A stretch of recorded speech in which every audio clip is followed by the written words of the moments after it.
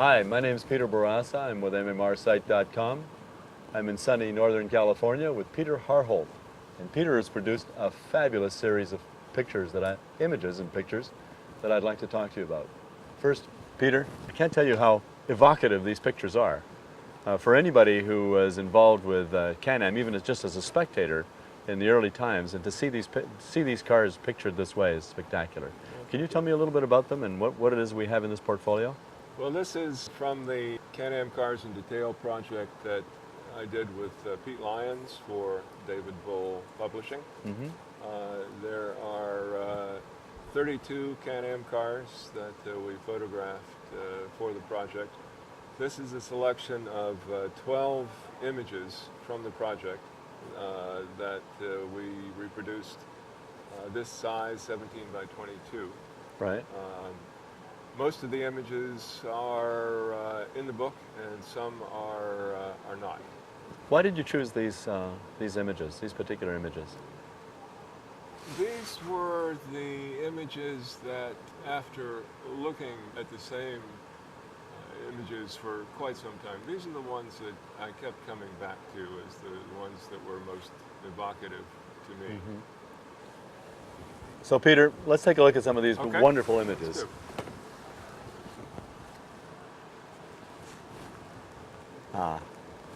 So the first one is, of course, a McLaren. This is the M20. This was Bruce McLaren's M20. It's restored, but everything is very original. It's certainly how I remember it originally. It's interesting that the gentleman who restored and kept it this way didn't make it a little shinier, as a lot of other people are doing now. And this is it's very utilitarian. I think you've got a great picture of the nuts and bolts, the hardware on this car.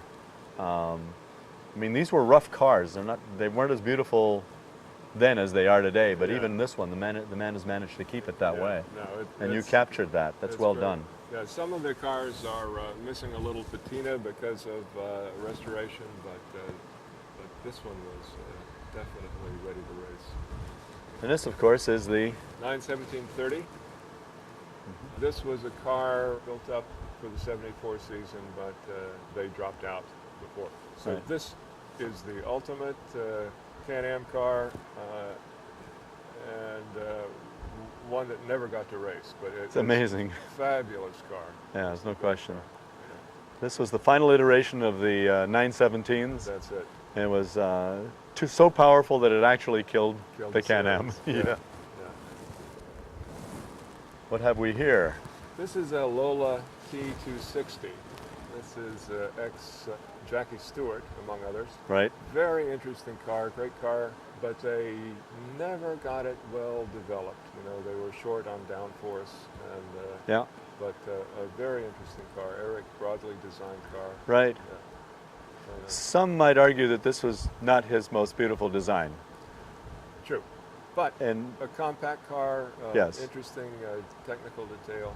And a brutal force, no question about it. It looked brutal. I mean, the way that they had made that front end almost like a plow, it was amazing. I think it was a great piece.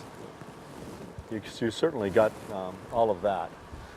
This is a spectacular image. Tell me what this is. This is a Genie. This is a Huffaker built car. They were never a major force like the other constructors, but interesting car. So Peter, these cars were all over the country.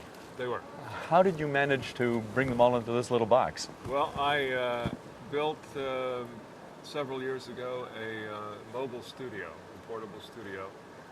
Don Schneider's a race engineer friend who has Can-Am experience with George Fulmer and John Gunn and others. We built a studio that can do anything a permanent studio can do. Okay. Based on a 30-foot trailer. So you towed a 30-foot trailer around the country? Yeah, with my trusty dually, nearly trusty dually. And we have a big light bank, a 20-foot light bank. Wow. Like you'd find in a permanent studio. Right. And enormous strobe power, and backgrounds. The trailer itself supports the background. The light bank is cantilevered from the roof of the trailer. So, Brilliant. so How long did it take you to do all of this?